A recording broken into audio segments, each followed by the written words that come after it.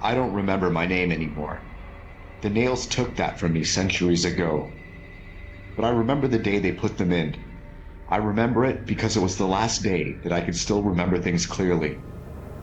They tell me that I was once a warhound, disciplined, controlled, a warrior of precision, who fought for the emperor of mankind. They tell me we were good at what we did, methodical and clean. I don't believe them, because the only thing I am now is hungry. The butcher's nails, that's what they call them. Archaeotech from a world that died long before mankind reached the stars. Angron carried them in his skull, a gift from the slavers of Nuceria who wanted to make him the perfect pit fighter. And when he became our Primarch, when he looked at his sons and saw warriors who could think, who could hesitate, who could even feel fear, he decided we needed them too. Not all of us took them willingly. I wish I could tell you I resisted. I wish I could tell you that I saw what was coming and fought against it. But the truth is simpler and more pathetic than that. I wanted to understand him. Our father was rage incarnate.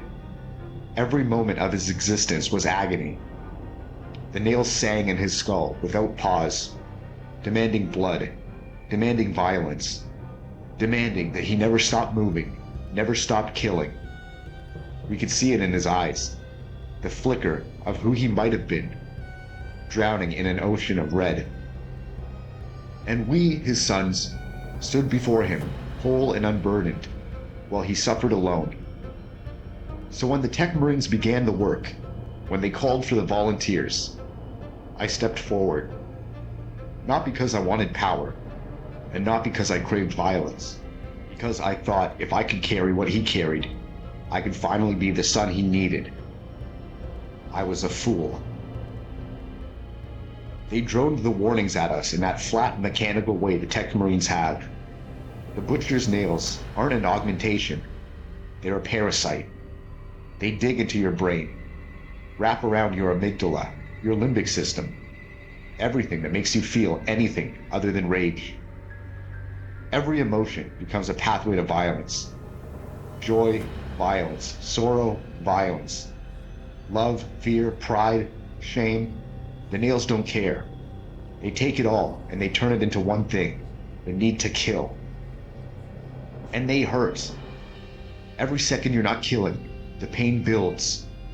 It starts as pressure behind your eyes, a tightness in your chest. Then it spreads like acid in your veins, or broken glass in your joints. A scream that lives in the base of your skull and never ever stops. The only release is blood, and the only peace is in the killing. I remember lying on the surgical slab. I remember the metallic taste as they opened my skull. I remember the first touch of the nails as they burrowed in, cold, alien, and wrong. And then I remember the pain. It wasn't the pain of surgery. It was the pain of silence. Because for the first time in my life as a Space Marine, my thoughts went quiet. All the training, all the discipline, all the years of serving the Imperium with controlled precision were gone, burned away in an instant. What replaced it was clarity. I finally understood what our father felt.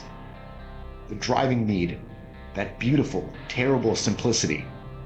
The galaxy reduced to one truth, that there are things that need to die, and I am the one who kills them.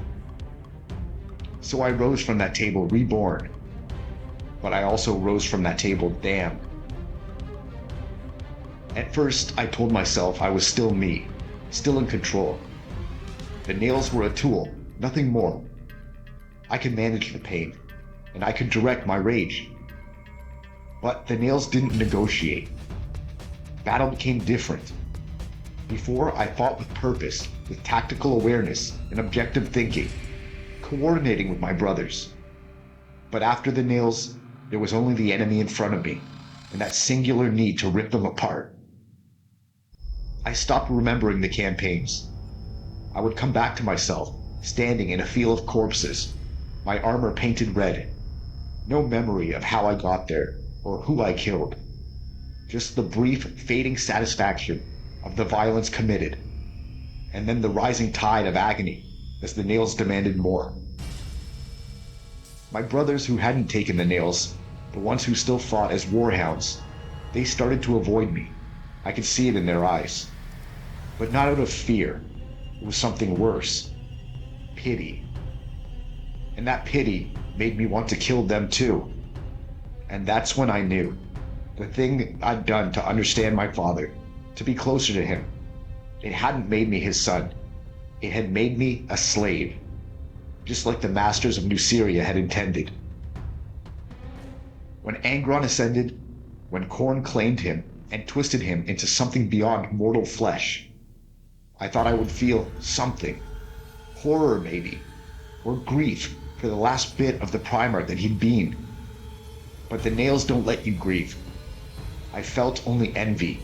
He was pure rage now, unbound and eternal. Everything the nails had promised us, he had become.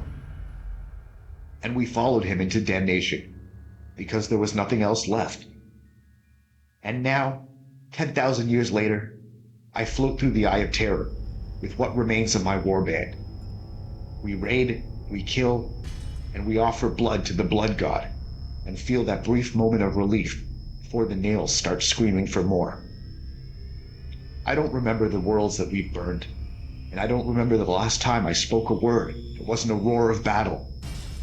I don't remember my brothers' names or faces, just their red armor moving beside me in the red haze of the slaughter.